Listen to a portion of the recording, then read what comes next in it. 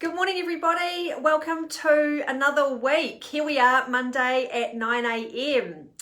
Hope you are all doing well. Hope you all had a nice weekend and are ready to tackle another week. We're in the second week of school holidays, and today I'm going to be talking about 8 reasons you can't sleep. And this is a subject that comes up over and over again with the people I work with.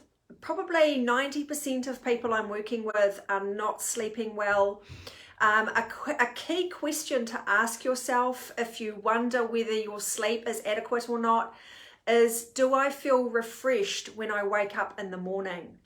So often people will tell me that they think they're sleeping okay, and they'll go through the details of how many hours they get and what time they go to bed and what time they wake up.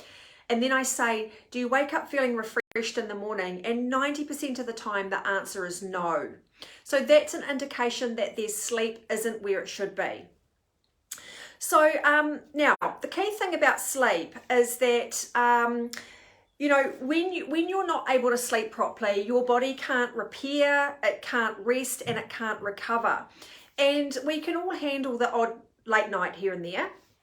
But anyone who has ongoing sleep issues will tell you that it's like a living hell. It really is. When you have night after night after night of not being able to sleep properly, everything else in your world starts to fall apart.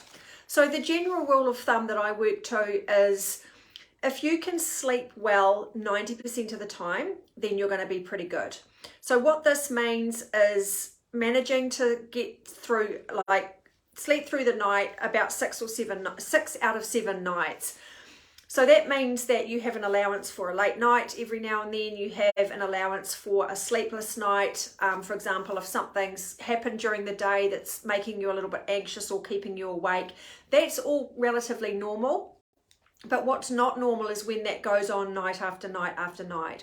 So if you're sleeping well 6 out of 7 nights, then you can generally cope pretty well with that one late night. Now, one key thing I must get across, and I talk about this all the time, is that if you're someone who wants to lose some weight, if you've got excess kilos, if you've got stubborn body fat that you're having trouble shifting, your first port of call should not be the gym, okay? Especially if you're not sleeping properly. The gym is not going to help you lose weight if your body is unable to recover at night. Your number one tool for weight loss is sleep. Okay, and this is something that the fitness industry won't tell you. Why is that? Because they can't sell you sleep. They can sell you high intensity exercise, which is not going to work for you if you're overwhelmed and stressed. They can't sell you sleep. So keep that in mind. If you're wanting to lose some weight, you need to be concentrating on your sleep, not going to the gym. Right, I'm actually going to go back to an article I wrote about 6 months ago, and it's called 8 Reasons You Can't Sleep. And I think it's worth rehashing because, as I said, this is a subject that comes up over and over again, and it's just good to educate people on why those reasons exist. So the first one is a poor lifestyle. So we've got an epidemic of people who have a lot of stress in their lives through, jobs, families, mortgages, commitments, to-do lists which are a mile long, that sort of thing. We've got high-fat diets which cause a lot of stress on the body.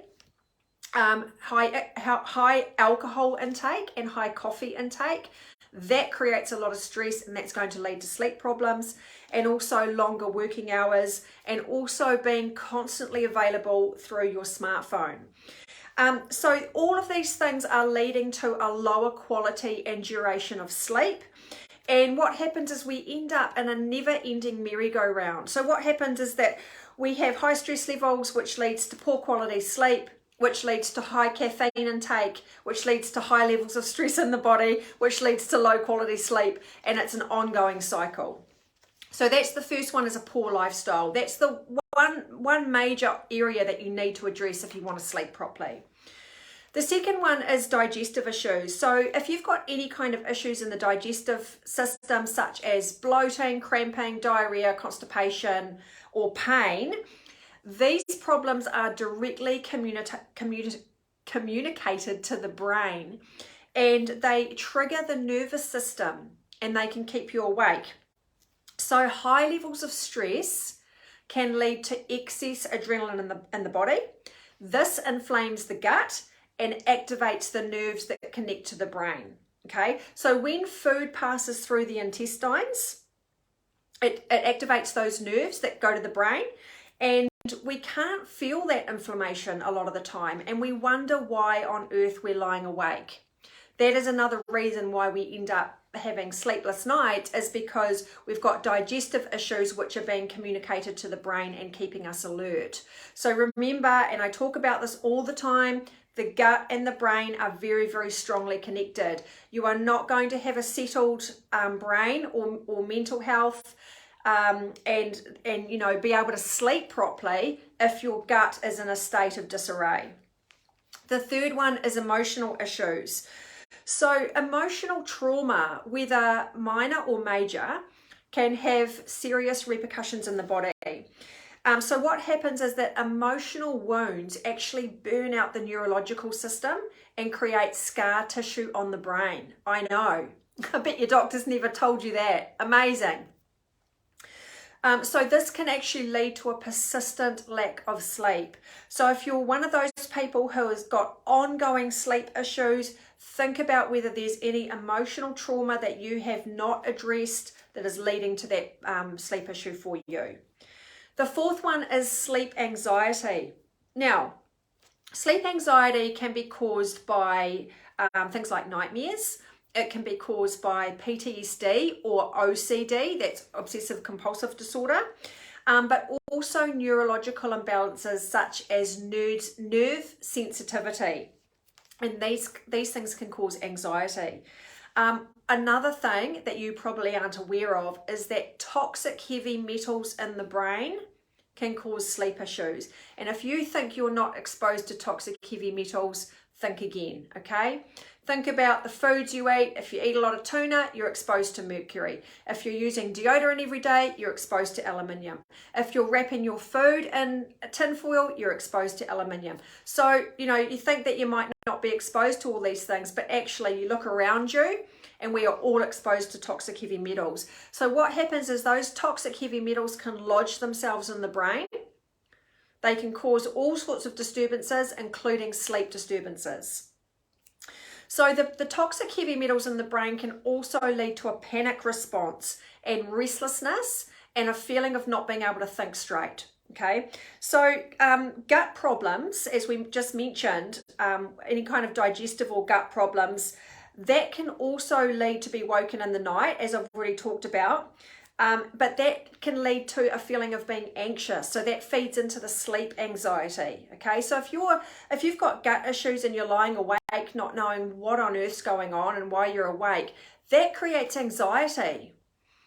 You know, think about a time where you've got something really big to do the following day and you know you need a good night's sleep to perform. And the more you try, the harder it is to get to sleep. That's sleep anxiety. You're worried about being able to fall asleep. Okay, number 5 is a sick liver. Now, the liver is a big topic of conversation around here at the moment. As you know, we're about to start running our 9-day liver cleanse next Monday. A sick liver is generally due to a diet high in processed foods, excess fats, things that we're exposed to, chemicals, medication, anything you ingest or put on your skin or inhale, it all has to be broken down the liver. So what happens is the liver does the majority of its work around about between 2 and 4 a.m. And what happens when it's sluggish or stagnant or sick is that it can start to malfunction in the early hours of the morning, and it results in spasms that can wake us up. Of course, you can't feel those spasms in the liver, and again, you're left wondering why on earth you're lying awake for no apparent reason. This can explain why our sleep patterns can be so sporadic. So for some people, it's having trouble getting to sleep. For other people, it's being able to go to sleep and then waking up and falling back to sleep, waking up, falling back to sleep throughout the night. but also where you just feel restless and you're tossing and turning all night. A sick liver can be the reason that you're doing that. Okay, number 6 is adrenal fatigue. This is caused by adrenal glands that seesaw between releasing too much adrenaline and too little adrenaline. So what happens is that for someone with adrenal fatigue, their adrenal glands can actually be underactive during the day and then ramp up at night and become overactive. And so the body is releasing adrenaline during the night, and that can keep you awake. Sleep apnea is number 7. So there's 2 forms of sleep apnea, and this is an area that's generally misunderstood. So obstructive sleep apnea is generally caused by inflammation of the bronchial tubes, the tonsils, and the sinuses. So if you're someone who has, you get a lot of blocked noses, or you get ear infections, or you get like a lot of mucus in your throat, that is a sign that you've got a lot of mucus. You've probably got a diet high in dairy products. That's the first thing that I'd say to cut out if you've got a lot of mucus in your system, is get rid of the dairy. That creates a lot of mucus in the body, and I'll tell you why. Because dairy is so inflammatory in the body, and the body actually produces mucus to keep you safe. Okay, so when you've got a dysfunctional gut and you've got all these bad acids coming up, and you might get a bit of reflux, and all those bad acids are coming up the esophagus, your body will produce mucus to protect the lining of your esophagus. So that's why people end up with having to clear their throat a lot, or blocked nose, sinus problems, all that sort of thing. And that excess mucus can cause obstructive sleep apnea. So what it does is it puts pressure on when you have sleep apnea. If you've got excess body fat, it can put pressure on your chest and also on your throat. So this type of sleep apnea is usually relieved by a machine from your doctor, and it forces air through the airways. Now, this is really important for people who have sleep apnea, who need to breathe, obviously, at night. However, what the doctors aren't telling you is that you can actually resolve that problem without machines. You just need to sort your diet out. That's pretty much how it works. Now, non-obstructive sleep apnea is not relieved by machines, because the cause of the problem is neurological, okay? As I said, toxins, toxic heavy metals, herbicides, chemical imbalances, pesticides, they all lead to imbalances in the brain, and they can lead to tiny seizures, which are enough to cause a pause in breath. Okay, so you've got 2 forms of sleep apnea, obstructive and non-obstructive. They are quite different. The last one is neurological issues, which I just touched on. So often insomnia is caused by neurological distress in the body and dysfunctional adrenal glands, which I've touched on as well. So the foundation of this type of sleep disorder is PTSD, post-traumatic stress disorder, which is a result of a traumatic event sometime in your recent or past, long ago past. So what happens with neurological issues is that it can cause jerky movements. Okay, so if you're someone who often wakes up because your body's jerking, like a jerking arm or a jerking leg, or you get a fright and your body, involuntary moves, that can actually be a sign of a neurological problem, which can stem from PTSD. So the key thing to remember here, you guys, is that the body is really, really smart, and it will never forget how to sleep. So if you're someone who's having a really hard time with sleep and you're not waking up feeling refreshed, you're not firing on all cylinders, don't panic. It's not that your body has forgotten how to sleep. It just needs to be retrained. And this is one of the areas that we focus on in our coaching programs. You'll know that we focus on the 5 functional pillars of health. One of them is sleep, and it is so, so important. It's really overlooked by the medical profession, but also the holistic and alternative medical profession. A lot of alternative health practitioners are not asking questions about sleep, and yet it is so, so fundamental. So just a quick recap, if you're someone who's struggling with sleep, here's 8 key reasons why that might be happening for you. The first one is a poor lifestyle. Second one, digestive issues. Number 3, emotional issues. Number 4, sleep anxiety. Number 5, a sick liver. Number 6, adrenal fatigue. Number 7, sleep apnea, both obstructive or non-obstructive. And number 8 is neurological issues. So if you're somebody who's struggling with sleep, it can be resolved, but you have to know what to do and you have to have the right tools. That's why we give all our clients a pre-bedtime routine, and we help to retrain that body to sleep well. So speaking of sleep, if you're wanting to get on top of your sleep issues, we have our 9-day liver cleanse challenge starting next Monday, the 17th of October. Now we have got 30 spots available. Over half of them have sold, and those spots are continuing to sell very, very fast.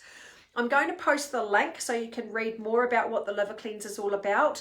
Now the liver cleanse will help address several different issues: stubborn body fat, chronic pain, autoimmune dysfunction, gut issues, headaches and migraines, brain fog, but also sleep issues. So if you're someone who needs help with their sleep, the 9-day liver cleanse is a very, very good place to start.